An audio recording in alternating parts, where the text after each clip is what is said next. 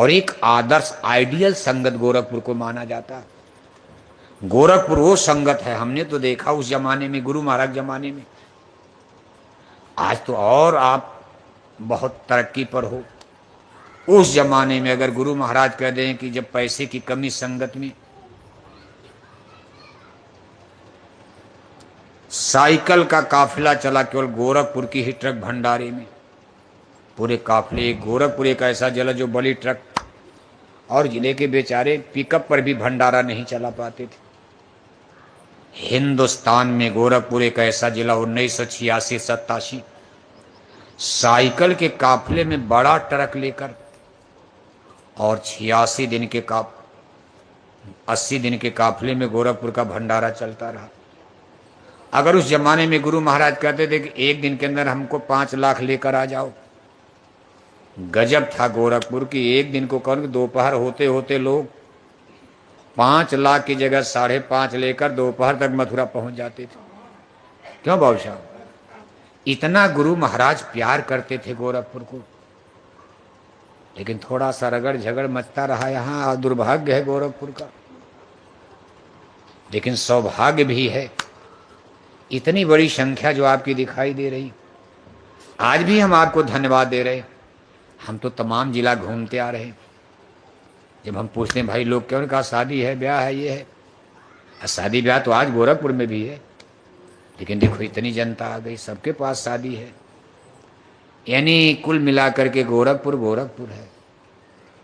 जितनी सेवा यहाँ मिल जाती है दूसरे से मांगना पड़ता, और यहाँ तो उतना हमारे हाथ में आ जाती है। हाथ में देखो आज भी लोगों का श्रद्धा भाव, देखो भाव कुल मिलाकर के। इसलिए गोरखपुर के मान सम्मान को बरकरार रखे रहना। ये गुरु गोरख की धरती नगरी है, ऋषि मुनियों की, और आपसे बहुत बड़ा काम होना है, बहुत बड़ा काम गुरु महाराज को लेना गोरखपुर। ये सब कुछ ऐसी संगतें हैं जिसका हिंदुस्तान की संगत तो सब है, सबका सम्मान है, लेकिन कुल मिलाकर गोरखपुर गोरखपुर है। ये बिल्कुल दुधारी गाय समझो आप। हर गाय 2 लीटर दूध है, गोरखपुर 20 लीटर वाली गाय है, 20 लीटर दूध देने वाली। और संगत 2 लीटर, 2.5 लीटर, 3 लीटर, 5 लीटर में मार दिया, छटक गई अल्टी बल्टी 5 लीटर के बाद। लेकिन गोरखपुर से 20 लीटर के बाद भी गाय चुपचाप खड़ी के 1 लीटर और, अरे कहा नहीं बछड़ा पिएगा, छोड़ दो, इतना बछड़े के लिए छोड़ दो। ऐसा नहीं, हर चीज का अनुभव किया जाता। इसलिए प्रेमी भाई बहनों देखो, बात थोड़ी इधर चली गई, उधर से बाबू साहब के चक्कर में बात बिगड़ गई। हम तो सुना रहे थे भगवान श्री कृष्ण की बात। भगवान श्री कृष्ण करे अर्जुन, इसीलिए मैंने धरती पर जन्म लिया धर्म की रक्षा के लिए। यदा यदा ही धर्मस्य ग्लानिर्भवति भारत अभ्युत्थानम अधर्मस्य तदात्मानं सृजाम्यहम् पारितराय साधूनां विनाशाय च दुष्कृतां धर्म संस्थापनार्थाय संभवामि जुगे जुगे। हे अर्जुन, मैंने भी इसीलिए जन्म लिया। मेरा मृत्यु लोक में आने का कोई और मतलब नहीं, मुझको कोई गद्दी कुर्सी नहीं लेना। मैंने इसीलिए धरती पर जन्म लिया है। पार्थ बढ़ता पाप जब जब, ग्लानि होती धर्म की, पड़ती जरूरत है मुझे निज जन्म लेकर कर्म की। अब अर्जुन की सोच इतने से बदल गई।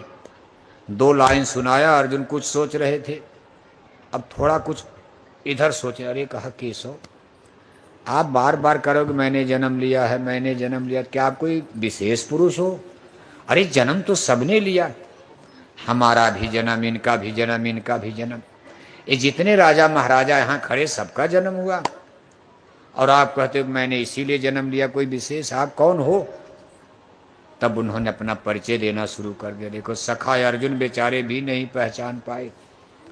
अभी तक अर्जुन भी नहीं समझ पा रहे थे ये कौन है, कौन महान भाव हैं, कौन महापुरुष हैं, इनका संसार में अभिप्राय और मकसद क्या है। अर्जुन यही सोच रहे थे कि हमारा साथ दे रहे हैं, हमको जिता देंगे, लड़ाई उड़ाई में काम कर जाए, इनकी बात बुद्धि ज्यादा है। लेकिन वो नहीं जानते थे कि ये जन्म ये हैं कौन। तब उन्होंने कहा अर्जुन मेरे बारे में जानना चाहते हो तो सुनो। हे पार्थ, मैं इस यूनिवर्स का, ब्रह्मांड का सबसे पुराना पुरुष हूं। अर्जुन ने कहा इसका मतलब क्या हुआ? कहा इसका मतलब हुआ कि सूरज मेरे सामने बना है। ये सब देखो गीता में लिखा है। श्रीमद् भागवत कथा आप सुनते हो ना? अबे क्या आप तो ऐसे सुन लेते हो, सुनाने वाले सुना देते हैं। कुछ सही रूप से जब सुनोगे तो ज्ञान हो जाएगा। भगवान श्री कृष्ण कहते हैं अर्जुन, सबसे पुराना पुरुष का मतलब ये सूरज मेरे सामने बनाया गया, चांद और तारे मेरे सामने बने हैं, धरती पर्वत पहाड़ समुंदर मेरे सामने मैंने बनते देखा। आश्चर्य होता। आज के वैज्ञानिक युग में लंदन अमेरिका के वैज्ञानिक अरबों अरब की मशीन बनाकर ब्रह्मांड के बारे में खोज हो रही कैसे बना।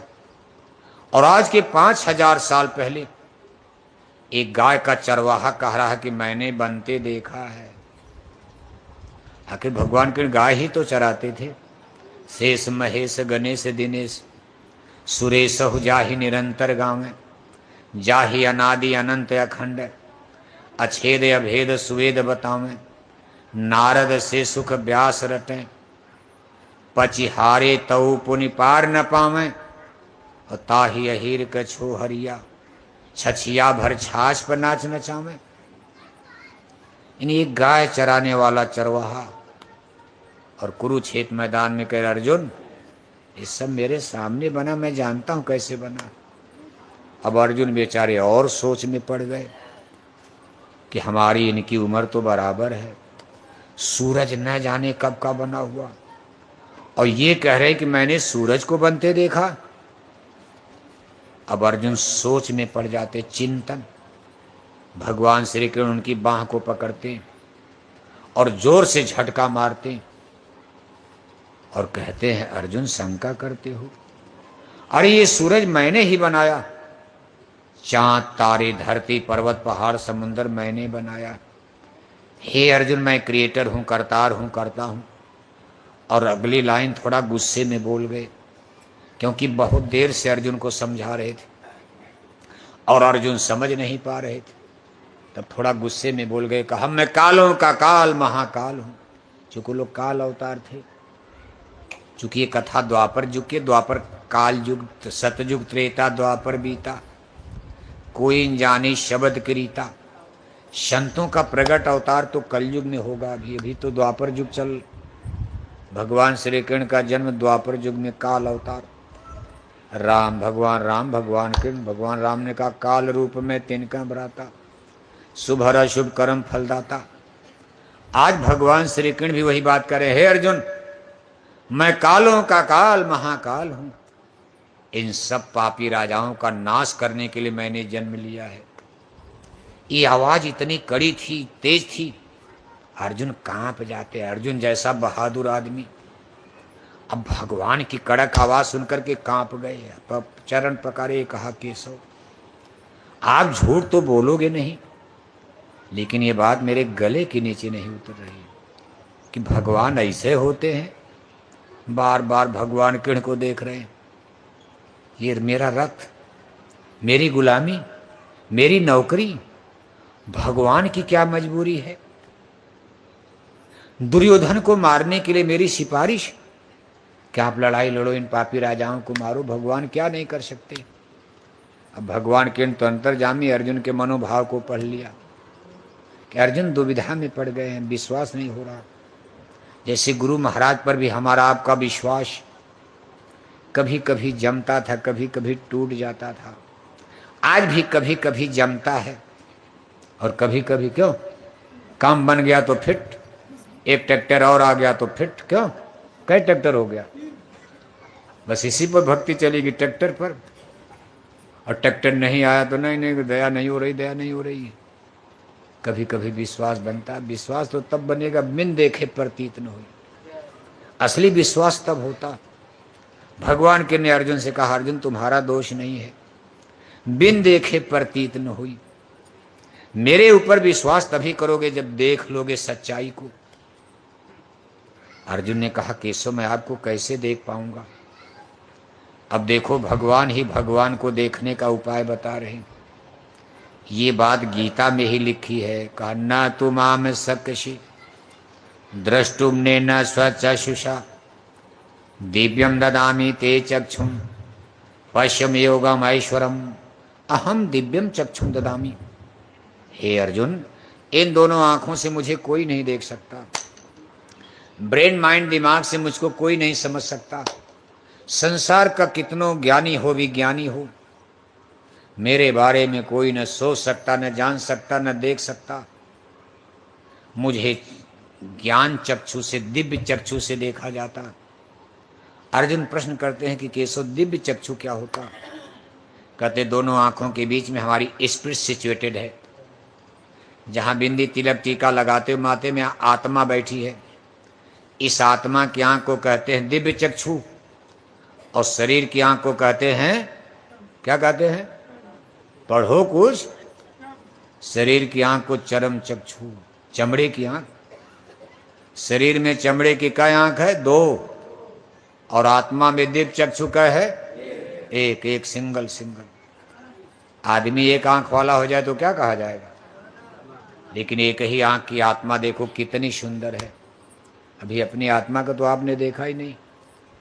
अभी तो आप शीशा उषा में अपना चेहरा ही देखकर खुश होते हो, मैं सुंदर सुंदर सुंदर। थोड़ा गड़बड़ है तो थोड़ा और तेल और लगाओगे कि और सुंदर हो जाए। लेकिन ये सुंदरता तो मिट्टी में मिल जाएगी, एक दिन जलकर भस्म हो जाएगी। मिट्टी मिट्टी में मिलकर मिट्टी बन जाएगा, कितनों सुंदर। लेकिन आत्मा का सौंदर्य कभी नहीं जाता, आत्मा अमर है। अपनी आत्मा को यहां दर्पण लगा, दर्पण जैसे। शीशा न हो तो अपना चेहरा देख पाओगे आप? मर जाओगे, लेकिन अपना चेहरा दूसरे का तो देख रहे हो, अपना चेहरा देख पाओगे? इसी तरह आत्मा को देखने के लिए दर्पण लगा है। मुकुर मलिन और नयन विहीना, राम रूप देखे किम दीना। दर्पण गंदा हो गया, आंख है नहीं तो देखोगे कैसे? दर्पण भी गंदा है, शीशा गंदा है, आंख है नहीं, सूरदास हो गए, देख पाओगे कुछ? इसलिए ये दर्पण देखो, अंतःकरण घाट पर दर्पण, आत्मज्ञान। भगवान श्री कृष्ण कहते अर्जुन दिव्य चक्षु खोलना पड़ेगा। अर्जुन कहते केशव यहाँ तो अंधेरा, कहाँ आंख यहाँ है? अब अर्जुन ऐसे आंख बंद कर दे, यहाँ अंधेरा छा रहे। कहा केशव यहाँ तो अंधेरा है, यहाँ कहाँ आंख है? भगवान श्री कृष्ण कहते आंख है, लेकिन माया ने बंद कर दिया है। लेकिन अर्जुन चिंता मत करो, मैं खोल दूंगा। अब भगवान है तो क्या नहीं कर सकते। कहा बैठ जाओ रथ पर। ऐसे बैठा दिया, कहा बाहर की दोनों आंखें बंद कर लो। अर्जुन दोनों आंखें बंद कर, जैसे आप पूजा ध्यान करते हो वही विधि है, ऐसे यही विधि गीता भी बता रही। दोनों आंख बंद करके ऐसे बैठ गए।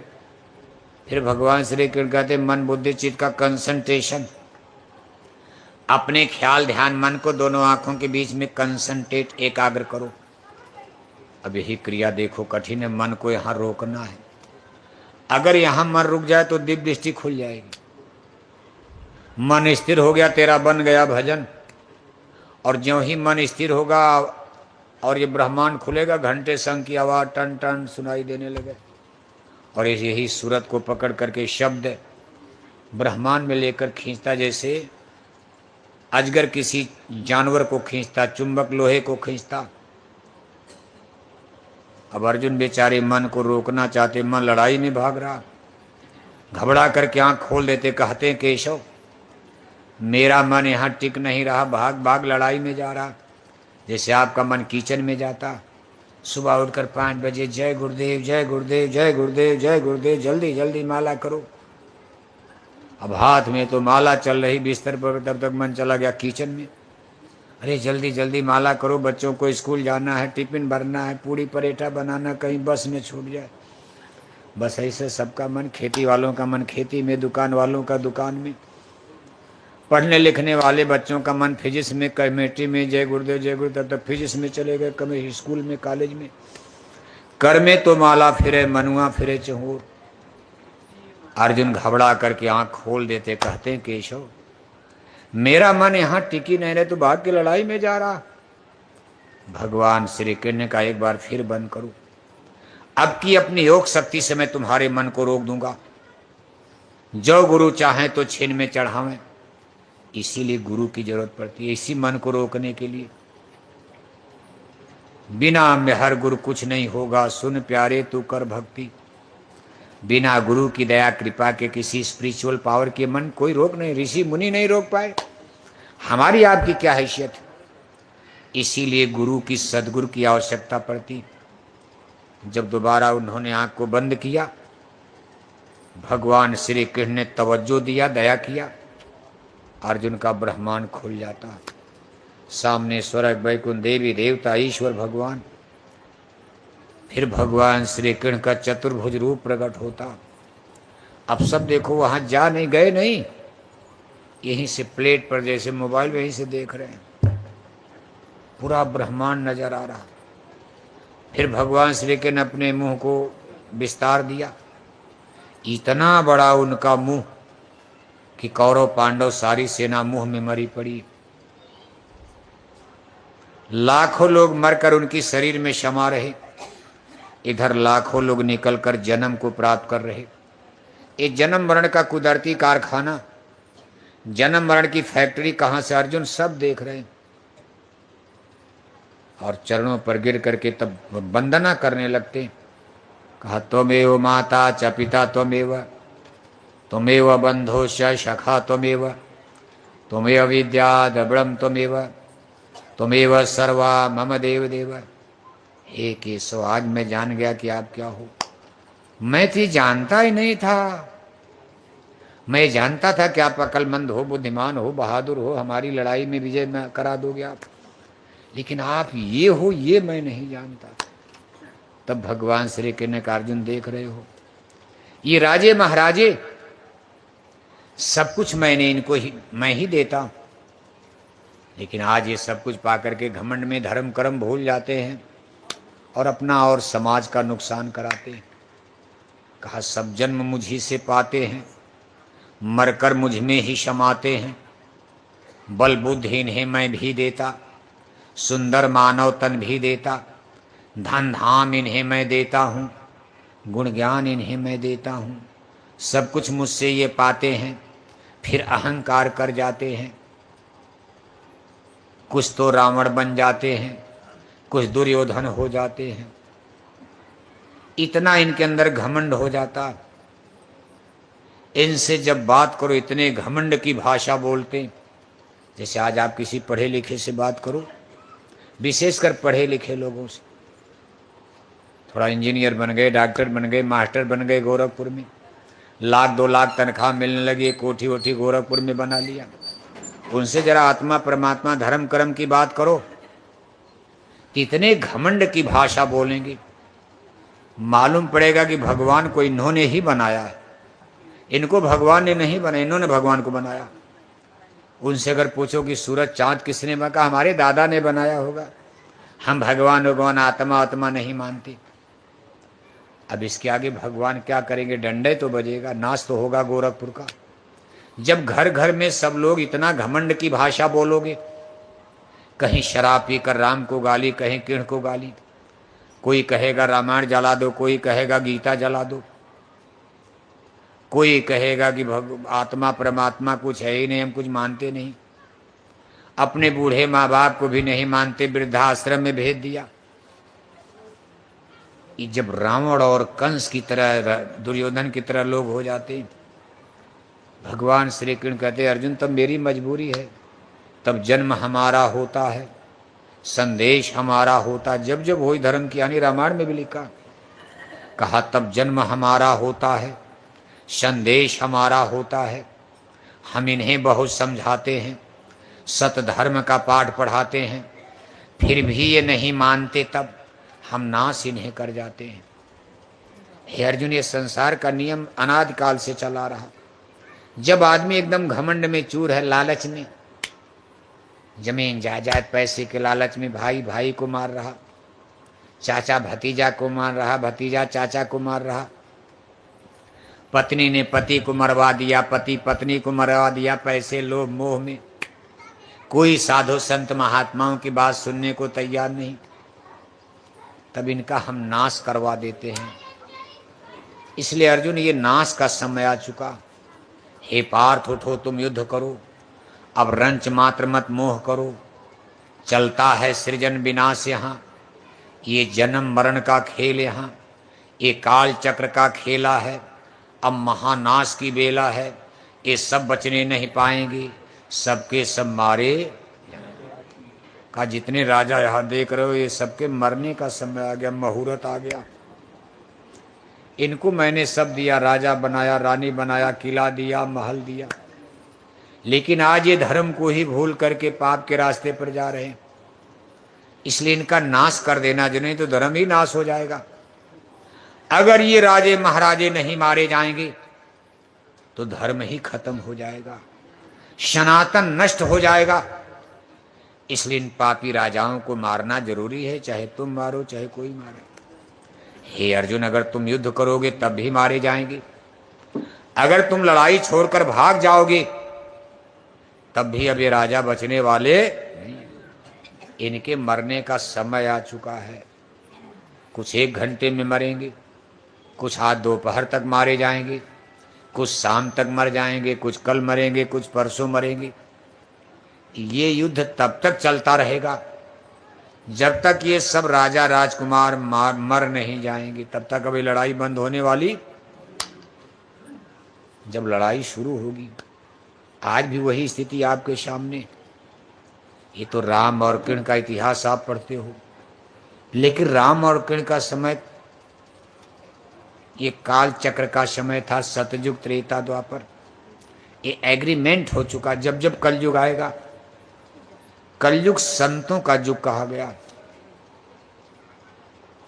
लेकिन कलयुग में संत प्रकट होंगे। इसमें अगर आप राम को कृष्ण को खोजोगे तो धोखा खा जाओगे। लोग जानते नहीं हैं, लोग राम कृष्ण के बारे में सोचते राम आएंगे कृष्ण आएंगे। कलयुग संतों का युग है। सतयुग त्रेता द्वापर माही, तीनों युग युग थोड़े जाई, चौथा युग जब कलयुग आई तब हमें आपन अंश पठाई। कलयुग संतों का युग है। इसमें जो कुछ करेंगे संत सदगुरु करेंगे, और संत महात्मा हथियार नहीं उठाते। रामकृष्ण की तरह धनुष बाण थोड़ा चलाएंगे, वो मारेंगे थोड़ा ना। मामा कंस कितनों गलती करें, हाँ कुदरत मार दे। सब धर्म लड़ेंगे आपस में, हिंदू मुसलमान लड़के मर जाएं, गोरख पर अलग बात, लेकिन संत किसी को नहीं मारते। होगा विनाश, लेकिन कैसे होगा? सब धर्म लड़ेंगे आपस में, सब जाति लड़ेगी आपस में।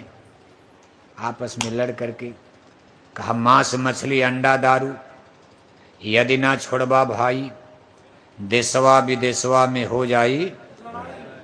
मांस खोर मरी हैं हिंदू मुस्लिम और क्रिस्तान हो, बदल जाई दुनिया, बदले हिंदुस्तान तो बदल जाई।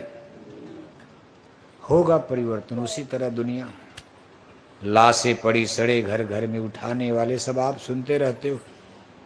राख बनेगे महानगर सब एटम के अंगारों से।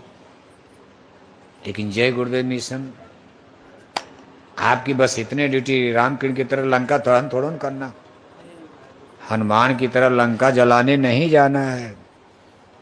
आपको बस इतने करना, हाथ जोड़कर विनय हमारी हो जाएं सब।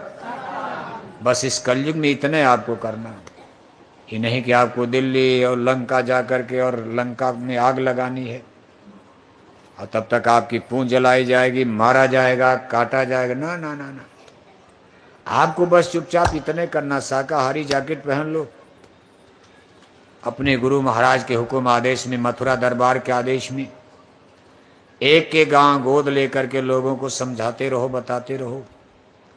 हाथ जोड़कर विनय हमारी हो जाएं सब।